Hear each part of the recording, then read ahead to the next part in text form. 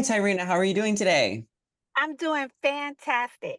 I'm good. Good. I'm glad to hear. I'm so happy to be chatting with you about the Anonymous. So, everybody, welcome back. Thanks for tuning in. Thanks for listening. We are here with Tyrenna.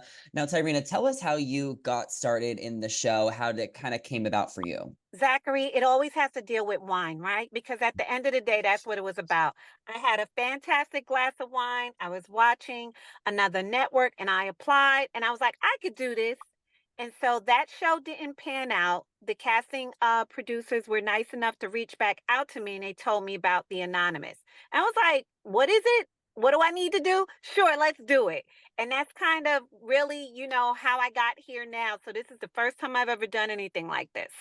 I love it. And it was so fun to watch you on the show. And what kind of advice would you have for maybe people over, let's say 30, because we know you're 31, more, people who have lived a little bit more of their life going on reality shows. It's not just for, the 23 and 24-year-olds. So what kind of advice would you have for people who wanted to do something like this? They need to practice staying awake right now. Just keep their eyes open and just kind of be able to stay awake and not worry about having a good coffee in the morning. But seriously, I would say really go into it in that game mode from day one. It did take me a little bit of a minute to kind of get acclimated to gameplay. So from the time that their big toe steps on, at the house or wherever they're located at, is game on. Trust no one. For sure. And we see that this game is only getting more competitive as time goes. But take us back to when you first got into the house and you found out the rules. What were your first thoughts and what were some strategies you wanted to implement in your game? Um, when we first got to the house, the first thing we all said was it was stunning and it was beautiful. The diverse people, I was happy that I wasn't the most seasoned person there, so that made me feel pretty good. I think the next thing was what kind of character should I pick? I wanted to be something polar opposite of what my personality was, even though my character that I chose in the AI world did have a piece of me, but I wanted to just keep people off my scent. Popular wise is who do I think, I can relate to? And I always like the underdog. So I related to who I thought was the underdogs in the game. For sure. And we saw you pick the fire truck. And very unfortunately, you were eliminated last night. Um, Obviously, it was so upsetting. But what did you think when that happened? Were you blindsided? And where do you think you kind of went wrong?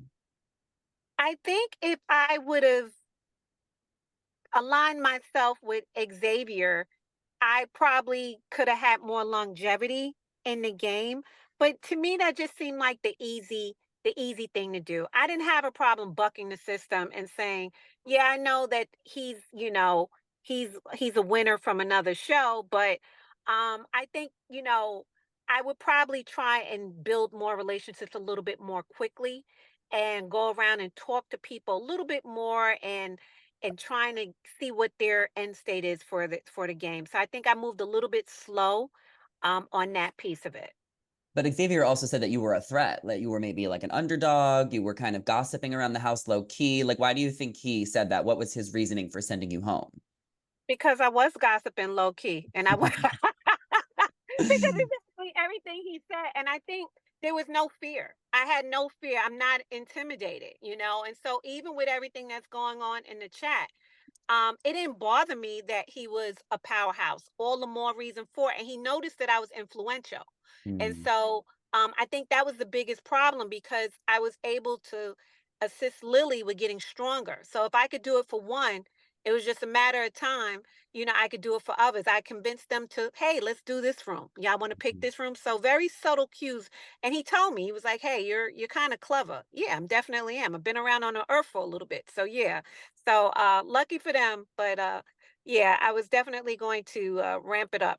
Well, it's a good thing that you know that and that you're not upset with him because he saw you as a threat and he's played games before, so he was right. You probably would have done some damage if he didn't get you out. But talk to me a little bit about this chat. Now you know you were the fire truck. What was your involvement in the chats? Do you think there was more that wasn't shown? Was there more gossip like in that chat when everyone was hiding behind the keyboard?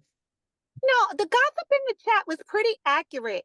It's just that I thought it was cute that they were trying to flush me out and everybody was trying to sound like me, but if they had spoken to me a little bit more, they would have been more accurate.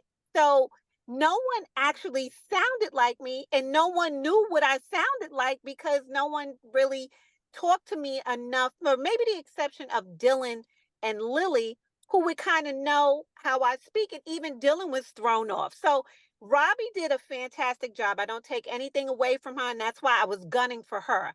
Her, I Mhm. wanted to get rid of because I could tell she was a game player from the door. That was my focus. Then probably Christopher, and then Xavier.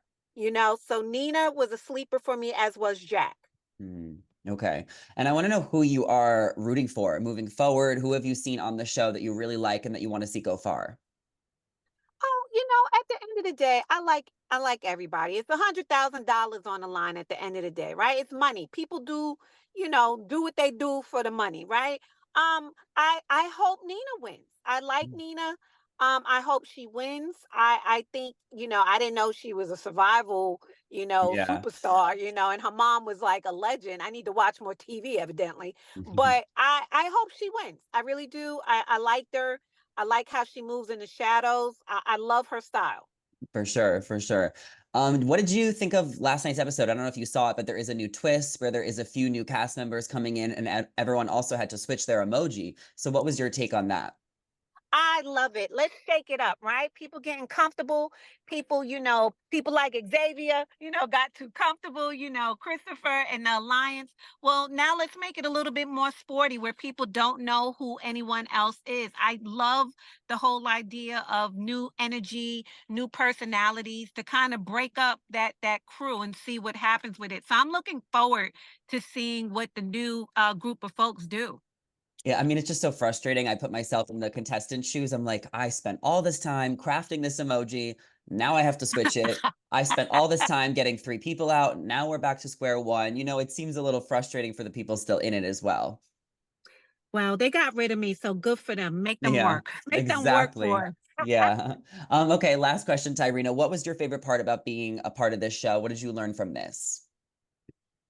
I learned that in this type of atmosphere, you really can't trust what your eyes see. I want to say I loved how I played the game. I played an honest game, which obviously I was playing a different game, which I got to do better. But overall, I always love meeting new energy. So for me, this was a good time. It was nice to be taken out of my element and caught off guard. I love it. Well, thank you so much for taking the time, Tyrenna. It was so nice to meet you. Ditto, kiddo. Thank you, Zachary. Bye. And thank you all so much for Bye. watching and listening. Make sure to give this video a thumbs up and hit subscribe, and we will see you guys in the next one. Bye.